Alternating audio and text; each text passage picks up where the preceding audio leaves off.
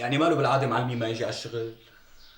والله فقت تعبان شوي، اعطاني المفاتيح وقال لي دير بالك على الدكانه. لا سلامته ان شاء الله، والله معلمي ما بيستاهل لك الخير. الله يسلمك. السلام عليكم. وعليكم السلام ورحمه الله وبركاته. هون المعلم ابو خاطر؟ لا والله ما هو. مين بده اياه؟ بعتني اخي رياض لهون حتى اقول له لمعلمه انه هو ضعفان شوي، مشان هيك ما اجى اليوم على الشغل. ايوه انت اخوه لرياض. ماشي حبيبي، روح قول لاخوك سلامته وانا بخبر المعلم ابو خاطر. بخاطركم. مع السلامه. قال ضعفان قال، لكن ان شاء الله ما بيقوم منا.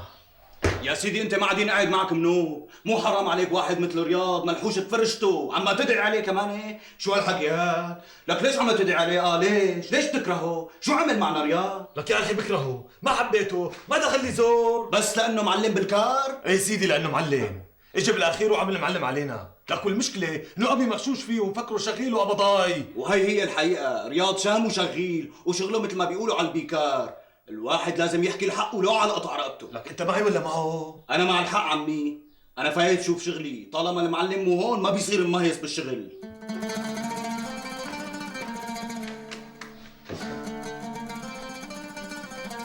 كان لازم اقول لاخوه انه يضل فرشته ولا بقى يورجينا خلقته، بس هذا معتز الواحد ما فيه يحكي شيء قدامه. قال الثاني اذا حدا ساله ما بيعرف يكذب.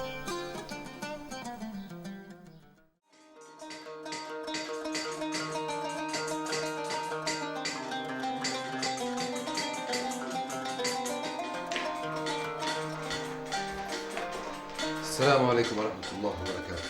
رياض، شو جابك اليوم يا ابني؟ كنت خليك مرتاح بفرشتك. الحمد لله معلمين، أنا اليوم فقت مرتاح كتير.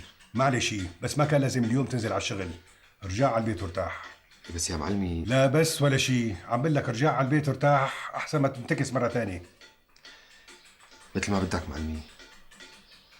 معلم مشان الموضوع اللي حكيتني فيه أنا موافق. هلا روح على البيت بعدين نحكي بالموضوع. ماشي معلم بأمرك. يلا بخاطرك. الله معك يا ابني، مع السلامة. الحمد والشكر لك يا رب، والله ماني مصدق انه رياض وافق. الحمد لله الحمد لله. يعني انا ماني فهمان ليش مالك موافق على انه رياض يتجوز اختك. لك من شو بشكي رياض؟ من شو بشكي؟ بس لانه شاب فقير يعني؟ لا تنسى انه رياض بايده مصلحه بالطعميه شهد. اسكت لك معتز، اسكت مشان الله، انت ما بتعرفه منيح لهذا رياض. الله وكيلك، قلبي حاسسني انه عم بيرتب لهالقصه من اول ما فات علينا على الدكانه وسلبها بقصه ابوه اللي قص له راسه روح نحاس، وانه عم يركض ليعيش اخواته الايتام.